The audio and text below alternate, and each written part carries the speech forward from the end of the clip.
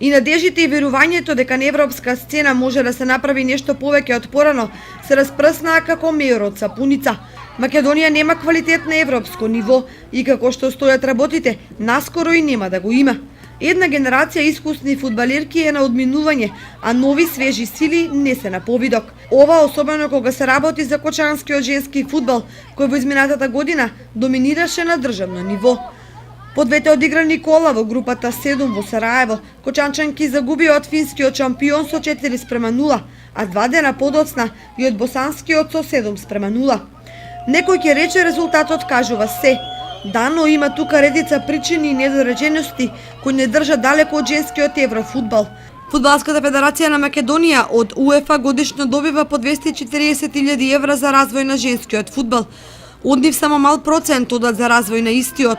Се друго се троши на администрација и други непродуктивни трошоци. На некого во Фудбалската федерација на Македонија најверојатно му одговара ваквата ситуација во македонскиот фудбал, па остава клубовите и поединците тапкаат во место.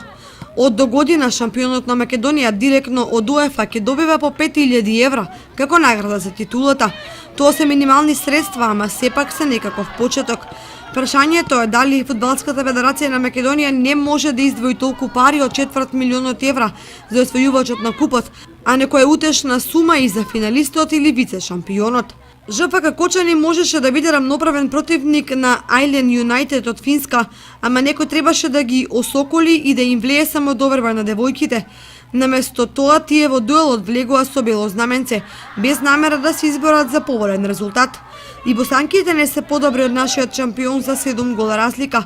Ако одиграат како што знаат, кочанки може да направат неизвестен надпревар. Друга работа е што домакинките со сите средства настојуваат да стигнат до победата, манифестирајќи грубост каква нема ниту кога играат мажите. Но една посериозна екипа мора да е подготвена и за тоа. Како и машкиот и женскиот еврофудбал е само голем бизнис во кој се вртат сериозни пари. Босанките кои по 4-ти пат се домакини на група, за организацијата добивале по 30.000 франци од УЕФА. Реалните трошоци се од прилика на половина. Значи им остануваат доста пари за другите споредни нешта, поради кои им се доделува организацијата. Ние и на тој план мора уште многу да работиме.